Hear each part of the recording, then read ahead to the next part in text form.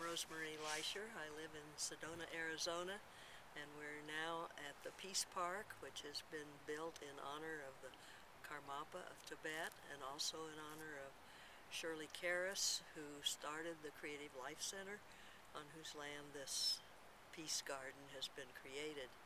It's been created over, probably 8-10 years now. We've landscaped with rocks, native plants, up the hill and around, and you can see along that hill up there is an old irrigation ditch that was used by the pioneers when they first were here. What is the connection of Sedona with Tibet? This is Lorna Sass asking the question. Some people believe that we're kind of on the opposite side of the world from Tibet, and that there is somewhat of the heart of both Tibet and Sedona are related in some ways. Are the founder of Gardens for Humanity, and I'm a member of that group, was really taken with the Karmapa, and also Shirley Karras was, and they wanted to do something to honor him. He is a young man, a reincarnation of a previous Karmapa, who is now in India studying with the Dalai Lama. And behind us here you can see the pavilion which we have built in honor of him, in hopes that when he comes to America next time he'll be able to come here and have a little peace and rest and meditation. Will you show us the stone circle that you've also built for the Karmapa? Yes, over this way. Okay, we can walk over. And as we're walking over, perhaps you can tell us who the founder was of Gardens for Humanity and what the inspiration was? The founder of Gardens for Humanity was Adele Sarand, who is a well-known painter back east and also in this area. And she's also a gardener, has gardened all of her life. And it was her vision that began Gardens for Humanity. Our main purpose has been to create gardens with art in schools, hospitals, and nursing homes, to bring a little beauty and peace into people's lives.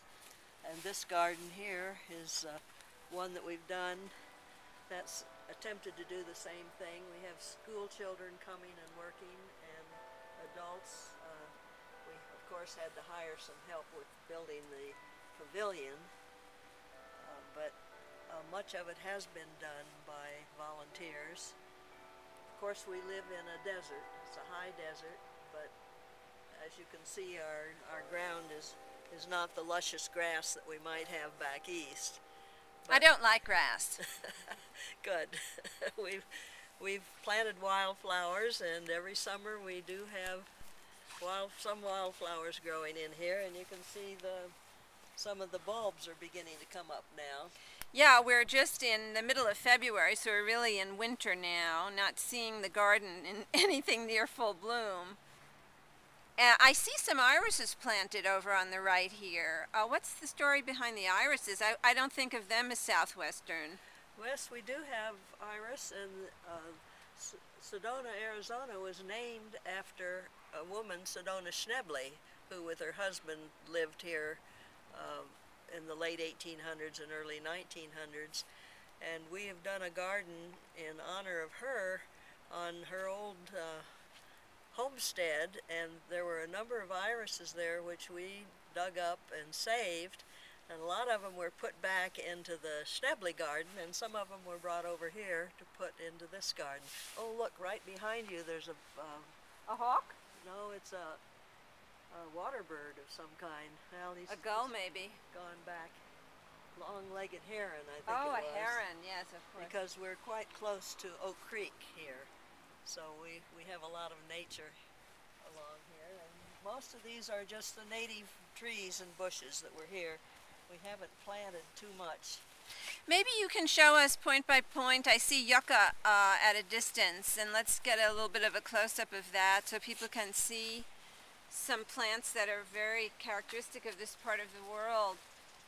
In my travels around here, I've seen these bright pink opuntias that just knocked my socks off. I'd never seen that variety before. Well, this is the narrow-leafed yucca, which has a beautiful stalk with white cream flowers in the spring, Behind this, you'll see the small apple tree. We had got permission from the Karmapa to build this garden, and he said what he wanted was an apple tree because that provided both shade and food. So that's the young apple tree we've planted. How lovely. At a recent year, we had a big volunteer program here in Sedona where volunteers went to 20 or 30 different places to work, and some of them that came here built this little circle here with the herbs in it, and we hope to continue adding more herbs as time goes on. Any particular reason for the circle shapes? Well, the circle is a symbol in practically all religions and all native peoples. It has much significance, and so we wanted to continue that. I wanted to point out this is a mesquite tree over here which has been pruned. It was one of the most important trees to the native peoples because of the long pods that are quite healthy, quite full of protein, and they're sweet, have a sweet taste too. Now, I've gathered these pods from trees in my yard and ground them up into flour and used them in cookies and baking. And so it's a good way to continue to use some of the traditional foods of this area. Do you have to mix whatever you're making with a kind of a wheat flour, or to make it Yeah, work? it has no gluten in it. No gluten, so yeah. you need to... Like a bean, essentially. Yes, but it's a very hard bean, which is the protein part, inside a pod, which is rather sweet. And you'll often see the animals chewing on the pods. My dog will grab some of them sometimes. And the javelina, our wild pigs that we have around here, they gobble them up when they're available. What else of interest we have? Shall we take a break?